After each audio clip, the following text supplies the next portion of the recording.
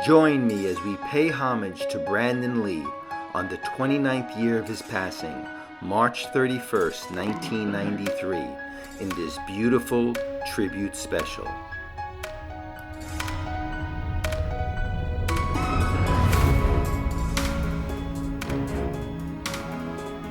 Brandon Lee was amazing.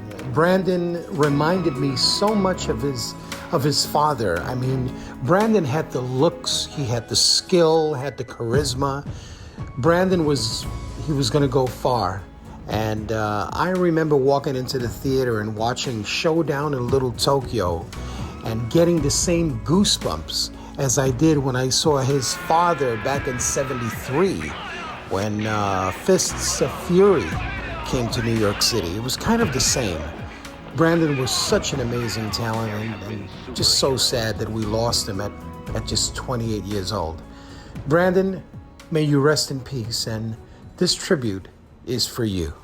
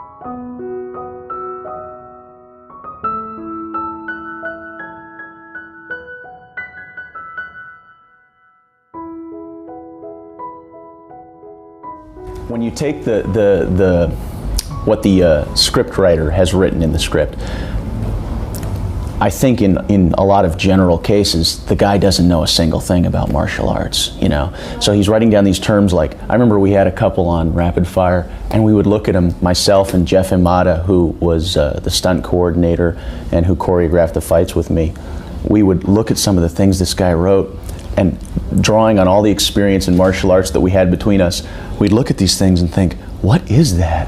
What is a whip spin kick, you know? Got me. Well, you throw the descriptions out the window as far as I'm concerned, you know, and you start from zero as a choreographer, and you have the characters express things about themselves through the choreography that you're going to create, and maybe they can express, I mean, it shows personality, that someone might choose to do something a certain way in a very direct way, or that someone might choose to try and be defensive and not get involved in the situation and then be forced to, that someone might, you know, attack the situation head on or might run from it. You can really demonstrate some things about the character and continue to do so in a fight scene, as opposed to just kind of stopping and turning off the mind for the next 2 minutes, you know? Fight choreography fascinates me. It just fascinates me. It's wonderful. Brandon Lee struggled in the shadow of his famous father, but he came to terms with the legacy of Bruce Lee when he turned down a major role in the film Dragon, the Bruce Lee story. I feel that I've gotten opportunities that I probably would not have gotten, or at least in a different fashion would have gotten, were I not his son. And I'm very grateful for that, you know?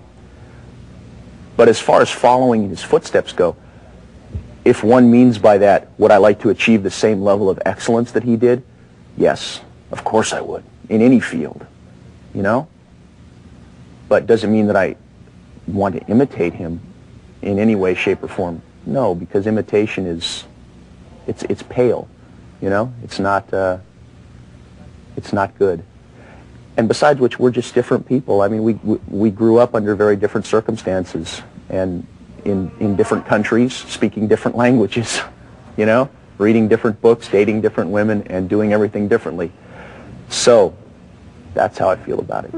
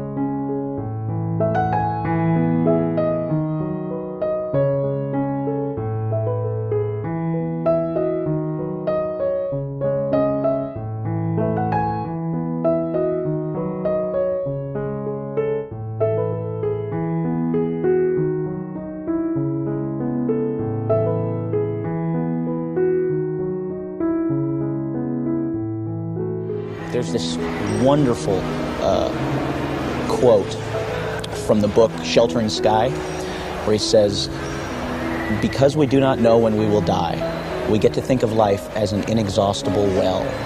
And yet everything happens only a certain number of times, and a very small number, really. How many more times will you remember a certain afternoon of your childhood, an afternoon that is so deeply a part of your being that you can't even conceive of your life without it? Perhaps 4 or 5 times more, perhaps not even that. How many more times will you watch the full moon rise? Perhaps 20, and yet it all seems limitless.